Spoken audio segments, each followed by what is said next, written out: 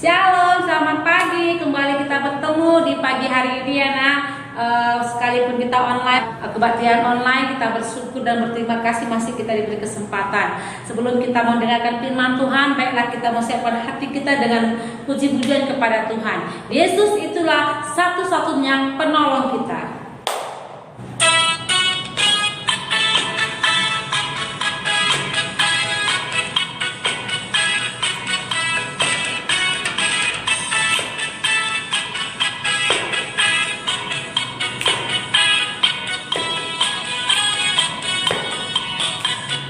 Yesus itulah satu-satunya penolongku yang sungguh. Ia berjanji akan kembali angkat kita semua. Oh, haleluya, puji Tuhan, upahmu besar di surga. Oh, haleluya, puji Tuhan, upahmu besar di surga. Yesus itulah satu-satunya penolongku yang sungguh. Ia berjanji akan kembali angkat kita semua. Oh, haleluya, puji Tuhan, upahmu besar di surga. Oh, haleluya, puji Tuhan, upahmu besar di surga. Kita bersatu dalam doa.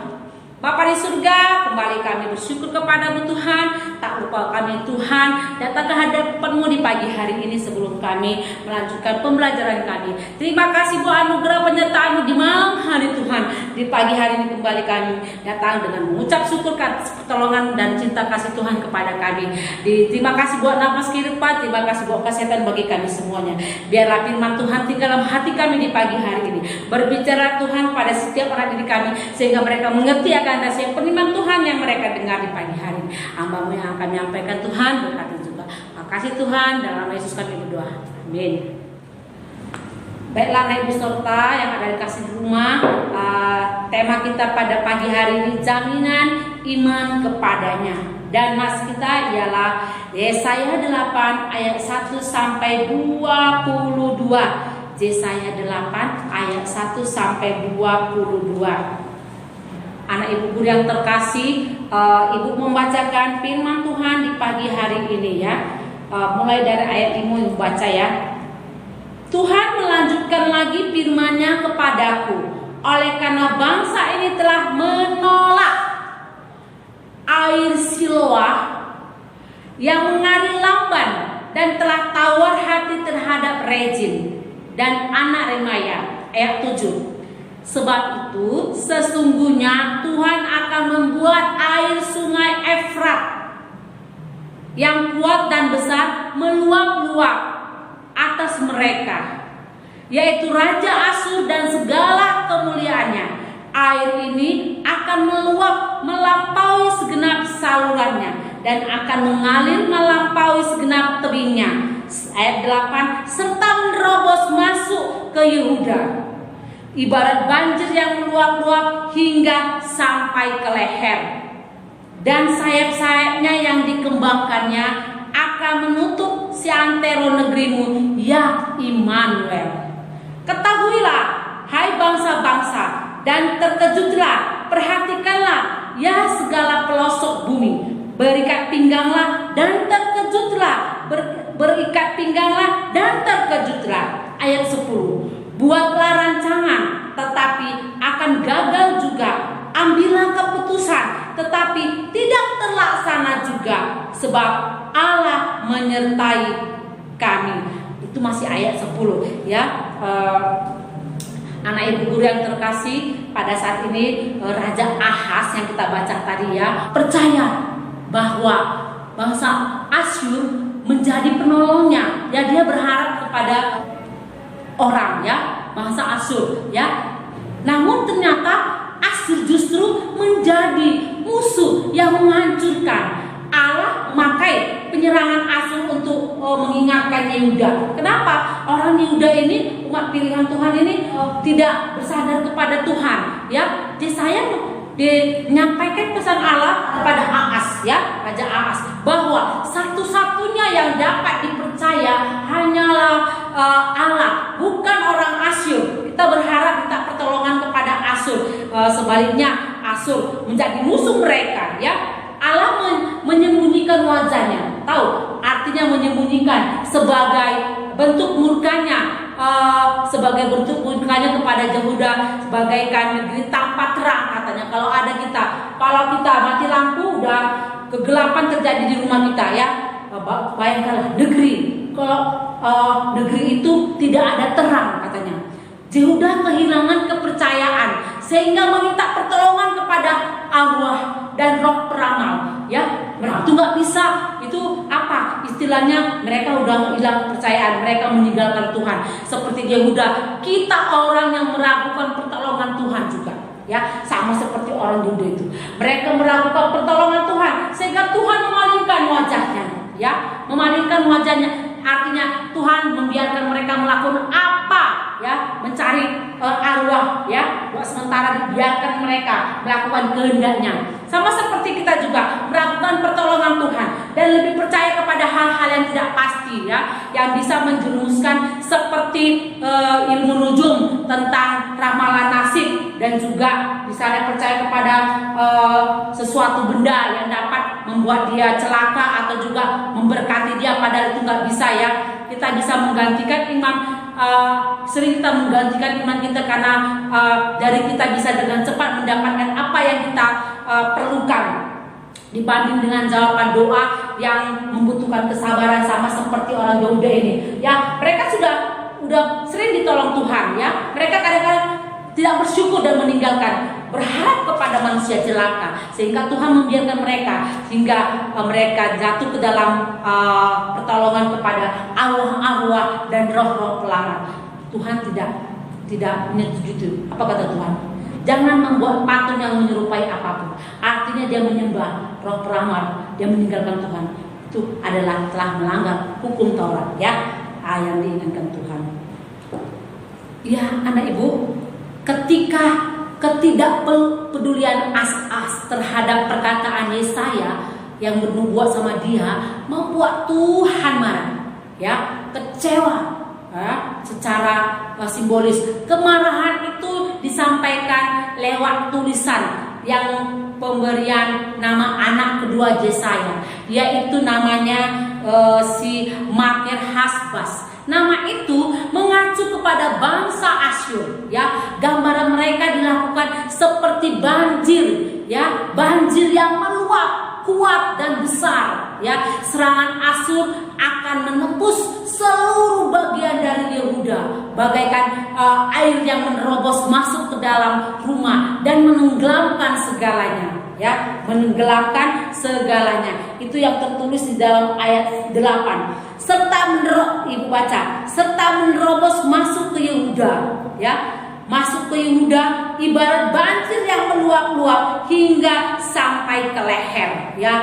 Menurut Alkitab, Makir Hasbas ini secara harafiah berarti perampasan yang tangkas atau perampokan yang cepat. Artinya nama itu memperlihatkan bahwa serangan Asyur sangat cepat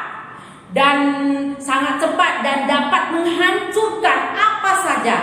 Sebelum hal itu terjadi, pertolongan Tuhan digambarkan seperti aliran air Siloam, yang sungai yang ada di Yerusalem, ya, yang mengalir lambat, ya. Gambaran ini menunjukkan datangnya pertolongan Tuhan, namun proses yang dilakukan memang lambat. Memang Tuhan mau kasih pertolongan mereka, tapi lambat itu. Tapi mereka kadang-kadang manusia mau terburu-buru, ya. Nah, karena Tuhan memberikan pertolongan berdasarkan waktu Tuhan, ya. Ahaz merasa janji dan pertolongan tidak membawa faedah apapun baginya, sehingga sebab Ahaz membutuhkan pertolongan yang cepat, ya, mungkin untuk mengatasi masalahnya yang sedang menimpa dirinya. Karena itu dia memilih menaruh pengharapan pada Asyur. Di sini Yesaya mengingatkan Ahaz, ya, bahwa air atau Asyur yang gambarkan yang besar dapat membawa petaka,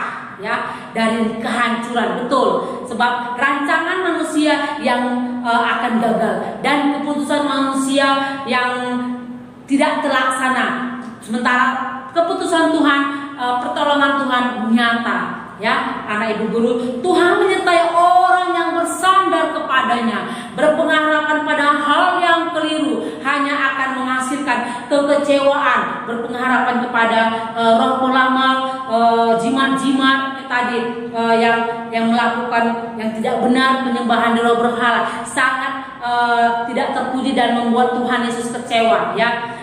Kecewaan misalnya, kalau kita pun berpengharapan pada hal yang keliru hanya akan menghasilkan kecewaan. Misalnya pekerjaan kita, pasangan dunia sejenisnya, ya. Pada awalnya kita merasa bahwa pengharapan itu akan terwujud dan pada akhirnya justru kita sendiri yang menuai kekecewaan. Kalau karena pengharapan berubah menjadi tragedi, mengecewakan, ya, sebab kita menaruh fokus harapan pada sesuatu yang salah. Kita nggak berharap dan fokus pada pengharapan kita, yaitu Tuhan Yesus Kristus yang dapat memberikan pengharapan itu nyata, bukan kepada yang mati seperti jimat, seperti roh pelamar, arwah-arwah yang sudah mati.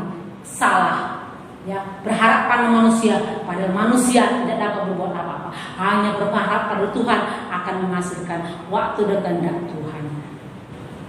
Di ayat yang ke-13 Ibu baca, tetapi Tuhan semesta alam, dialah yang harus kamu akui sebagai yang kudus. Kepadanya lah harus kamu takut dan terhadap dialah harus kamu gentar, ya. Dan di ayat terakhir ayat 22, dan akan melihat bumi dan sesungguhnya hanya kesesakan, kegelapan, kesuraman dan menghimpit, dan mereka akan dibuang ke dalam kabut bagi mereka yang tidak berpengharapan kepada Tuhan, ya.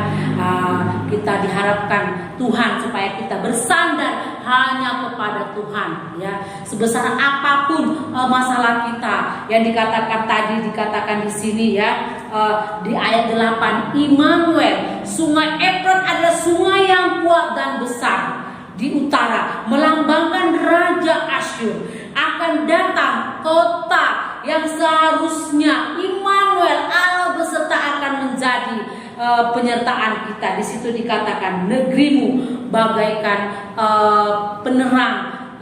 menerangi, yaitu Immanuel. Tuhan akan memberikan bagi dunia, bagi yang percaya kepadanya. Tapi bagi orang yang tidak berpengharapan kepada Tuhan, bagaikan negerinya tidak ada terang, kegelapan, ya.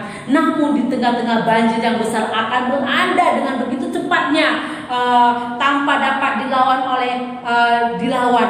Allah tetap akan menyertai bangsa-bangsa yang tetap di dalam kontrol Tuhan, ya. Tuhan akan mendisiplinkan umatnya yang menolak Dia, ya, dengan meragukan Dia, dengan berpikir Tuhan lambat gerakannya, sedangkan tekanan masalah makin berat, lalu mencari pertolongan manusia. Maka Tuhan Allah tidak pernah akan absen.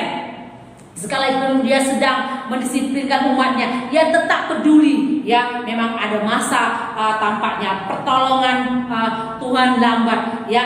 Tuhan itu beserta dengan kita, ya, adil, ya. Dia beserta dengan kita, Immanuel, Tuhan beserta kita. Jadi kita tidak pernah jangan meninggalkan Tuhan. Sebesar apapun masalah kita, sebesar apapun perkara kita, Tuhan beserta kita, Immanuel, yang ayat 8. Amin. Kita bersatu dalam doa. Bapa di surga, Allah yang kami sembah dan kami muliakan, di pagi hari ini kami serahkan hidup kami semuanya ke dalam tangan Tuhan. Begitu banyak masalah persoalan hidup kami yang terjadi di saat ini, tapi Tuhan Engkau mengingatkan di pagi hari ini supaya kami anak-anak-Mu tidak pernah meninggalkan Engkau, seperti orang Asyur, Yehuda, Tuhan meninggalkan Engkau memalingkan wajahnya sehingga Asyur berbalik melawan mereka dan mereka mencari Allah lain yang mati. Kami percaya Tuhan, di saat ini kami begitu banyak masalah persoalan hidup kami, tapi kami Tuhan ajar kami coba tidak meninggalkan Engkau apapun itu Tuhan. Oh, kami merasa pertolongan Tuhan lambat, kami percaya Tuhan Engkau menolong kami menurut waktu Tuhan dan kehendak Tuhan. Biar kami Tuhan senantiasa berpegang kepadamu dan kami berseru kepadamu, dan Engkau tak pernah meninggalkan. Dalam ayat 8, Immanuel, Tuhan beserta kami. Terima kasih Tuhan, kami yakin dan percaya persoalan hidup kami COVID yang ada terjadi di Indonesia akan Kau hapuskan dan kembali kami belajar normal. Berkati keluarga kami semuanya, berikan tubuh yang sehat. Berkati anak murid kami, setiap guru dan keluarga kami. Ampuni dosa kami, dengarkan doa kami. Dalam Yesus kami berdoa dan mengucap syukur. Amin. Shalom, selamat pagi, Tuhan berserta kita.